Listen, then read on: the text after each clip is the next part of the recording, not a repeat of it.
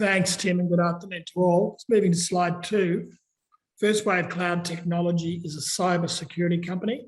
Its mission is to democratise enterprise-grade cybersecurity as a service for small to medium businesses globally. I'll elaborate further on the 4 elements of the statement as we go through the presentation, but the bottom line is that our intellectual property, which had its genesis in the Telstra Research Laboratory many years ago, makes expensive cybersecurity products from the world's leading vendors and normally only available to large enterprises, inexpensive and hence available to SMBs globally from the cloud under a subscription.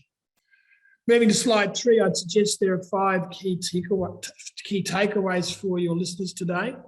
Number 1, the global market opportunity for our offerings is huge. A $29 billion target market netting to a $4 billion obtainable market, that is, revenue we can access through our current channels.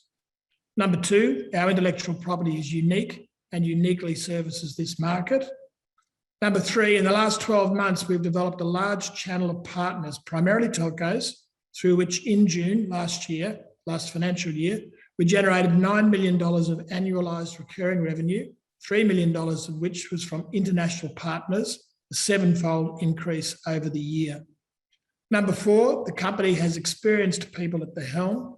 And number 5, and fortuitously perhaps for new shareholders, based on our international experience over the last 12 months, we believe we are at a key inflection point beyond which we expect to see a boost in uptake and accelerating revenue growth. I'll explore each of these further as we go through. Moving to slide 4, and I'm not telling you anything you don't know in this slide. The global cybersecurity market is, as the headline says, a tsunami. The headlines are mostly about larger and publicly known organisations, but the unstated reality right now, here today, is that 43% of cyber attacks, increasing daily, are on SMBs, those that are the most vulnerable through their lack of expertise and their limited capacity to pay. In slide 5, let's take a deeper look at the global problem that creates the huge market opportunity. It's twofold. Firstly, with the service provider, and secondly, with the end user, the SMB. Last financial year, an estimated $150 billion was spent by organisations globally on fighting cybercrime. My view is that this is significantly understated. Very unfortunately for buyers trying to mitigate cyber threats, the cybersecurity solutions market is immature, highly complex, and almost completely fragmented. The service providers, primarily telcos and ISPs, service the SMB market globally with communication services which are now totally commoditised, and consequently, they are under enormous competitive pressure from retail and cloud providers, and margins are declining. They need new revenues. This combination, of course, makes them the natural provider of revenue-adding cybersecurity services, but they move slowly.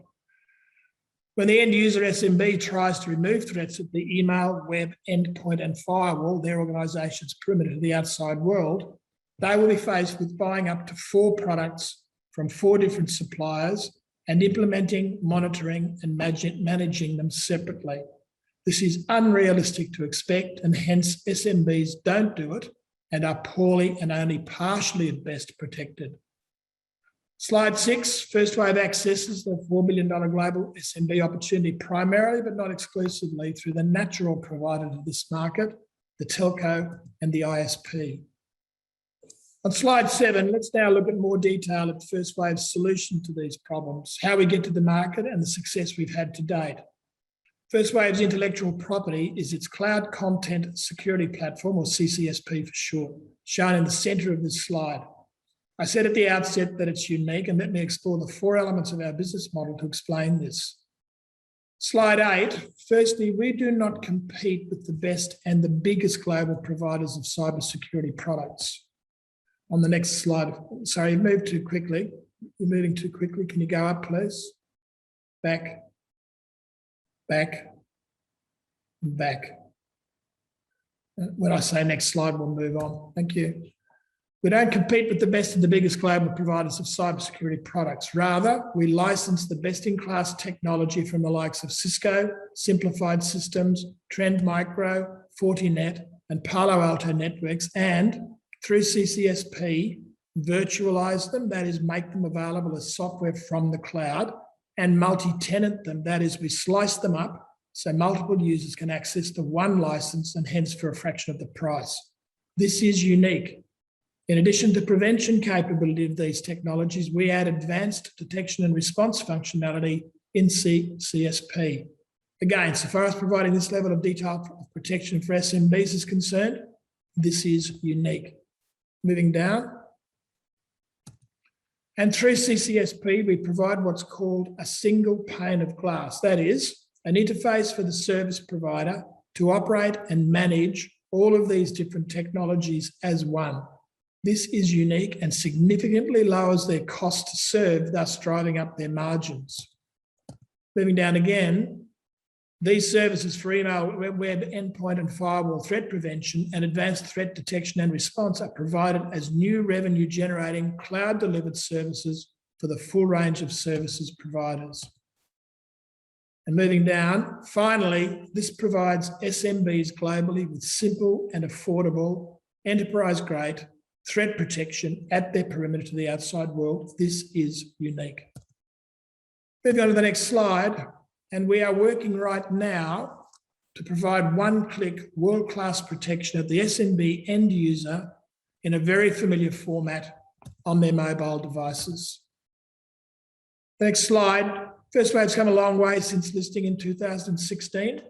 It is required, and the company has benefited from the ongoing patience and support from its founding and current shareholders. Starting in 2016 with one partner and security services for email and web only, early stage web.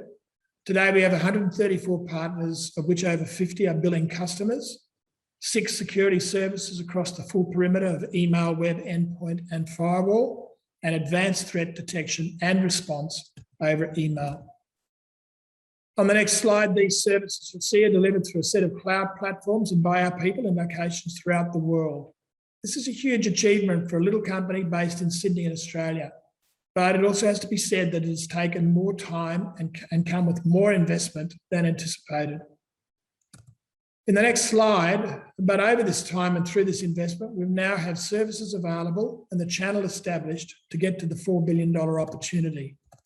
The leverage that exists through this multi-level channel of one level 1 partner to many level 2 partners to many more SMB end user customers is self-evident on this slide.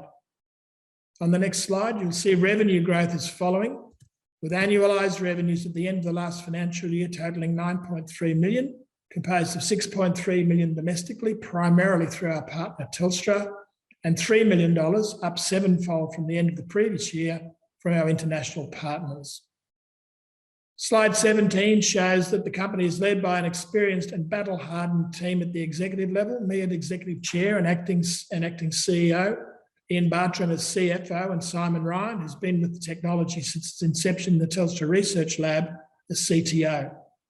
And on the next slide, at the board level, Paul McRae, a software veteran who brought Message Labs, an international provider of integrated mail and web security services, into Australia, and David Huang, an experienced corporate lawyer specialising in capital markets and corporate governance. The company is very fortunate to also have the services of Kevin Block, ex-Cisco CTO for the ANZ. It's acting as its advisor on technology and markets. Slide 19, or the next slide, I suggested at the start that FirstWave is at a key and exciting inflection point beyond which we expect to see a boost in uptake and accelerating revenue growth. Over the last 12 months, the enthusiasm we've had from our partners for our technology has, in our view, and even given the 7-fold increase in international annualised revenues, not be matched by the uptake we saw as possible. 6 months ago, we brought a new DNS web threat prevention service from Simplified Systems UK into our portfolio. It has a different adoption model, requiring users to opt out rather than opt in, and adoption is now already starting to scale. This has been instructive to us for our core CCSP offerings in that it has identified friction for both end users and service providers that we now see as a core reason for a slower uptake than thought possible.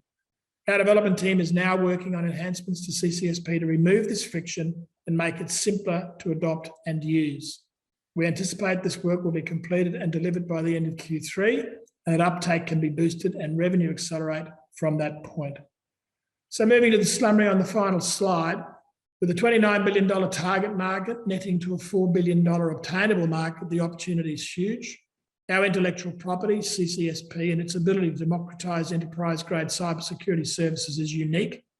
We have already established a large and highly leveraged partner network, one to many more, with the capacity to generate significant rates of revenue growth. The company is led by experienced and battle-hard executives and board members, and as I said at the outset, fortuitously perhaps for new shareholders, we believe a key and exciting inflection point is approaching. Thanks for taking the time, and I'll turn you back over to Tim for questions. Thanks, Tim.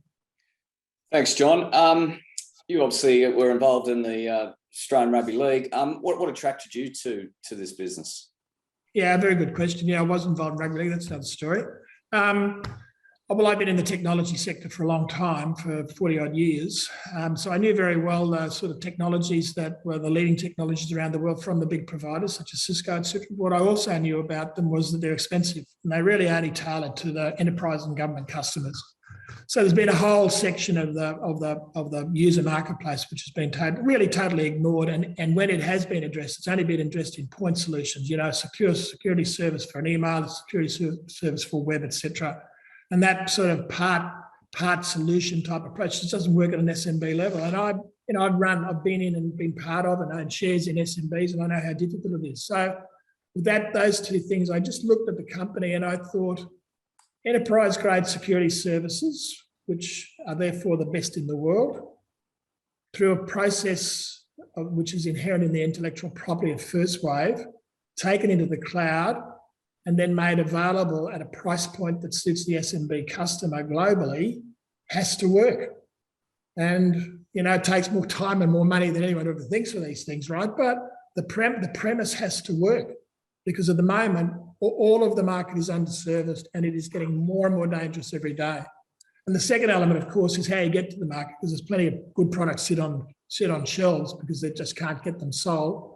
And the only way that we can do it is through the channel. And so I understood the channel as well. And, you know, this is the telco particularly is a difficult channel, but the thing about the telco channel is once you get into it, it is very, very hard to get out of it. And that's what we found with Telstra over the sort of 15 years that this company's been dealing with Telstra.